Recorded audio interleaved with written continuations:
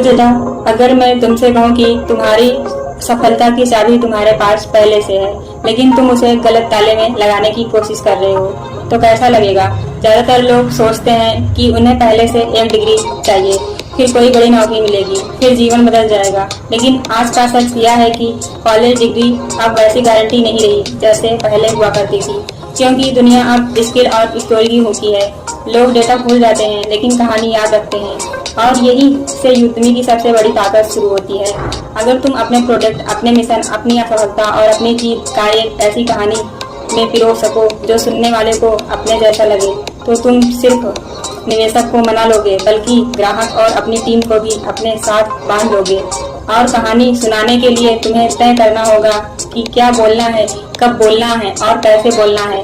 क्या बोलना है, इसमें तुम्हारी शुरुआत की वो चिंगारी होनी चाहिए जिसने तुम्हें चलने पर मजबूर किया, वो समस्या जिसे देखकर तुम्हें नींद नहीं आई, वो संघर्ष जिसने तुम्हें बदल दिया, और वो समाधान जो सिर्फ प्रोडक्ट नहीं बल्कि किसी की जिंदगी में बदलाव है। कब बोलना है यह उतना ही जरूरी है जितना क्या बोलना है, क्योंकि गलत समय पर सही कहानी भी असर नहीं करती। निवेशक मीटिंग में टीम के मनोबल गिरने पर, सोशल मीडिया पर और पिच के मंच पर यही तुम्हारा हथियार है।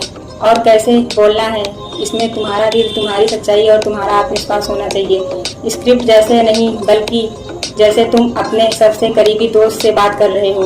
और हाँ, यह मत भूलो कि कहानी में भावनाएं डालना जरूरी है, क्योंकि लोग लॉजिक से सोचते हैं लेकिन इमोशन से निर्णय लेते हैं। क्या सोचो, अगर यह सब तुम सीख गए और लागू कर दिया तो तुम्हें वो आज़ादी मिलेगी जो शायद सिर्फ एक डिग्री लेकर ऑफिस में बैठने वालों को कभी नहीं मिलेगी। और यही वजह है कि आज लोग कहते हैं कि कॉलेज डिग्री मर चुकी है, लेकिन इसका मतलब यह नहीं कि डिग्री पूरी तरह बेकार है। कुछ प्रोफेशन में यह अनिवार्य है, लेकिन अब डिग्री के साथ स्किल, नेटवर्क और रियल वर्ल्ड रिजल्ट चाहिए। इसी बदलाव को समझना जरूरी है, और बदलाव को समझने का एक नया तरीका पुरानी कहानियों से सीखना। जैसे रामायण का शंभू प्रसंग, जिसमें कहा जाता है कि उत्तरकांड में एक शूद्र तपस्या कर रहा था और राम ने उसका वध कर दिया। कहते हैं इससे ब्राह्मण का मृतपुत्र जीवित हो गया था।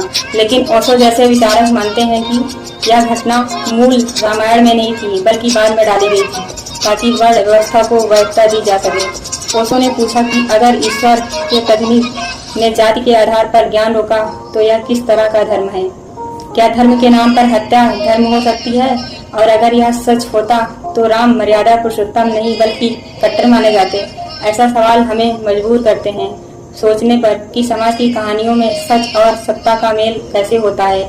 और यही तुम्हारे लिए एक बड़ा दुख है। अगर तुम अपनी कहानी खुद नहीं लिखोगे तो कोई और उसे लिख देगा और उसमें अपने हिसाब से मोड़ डाल देगा।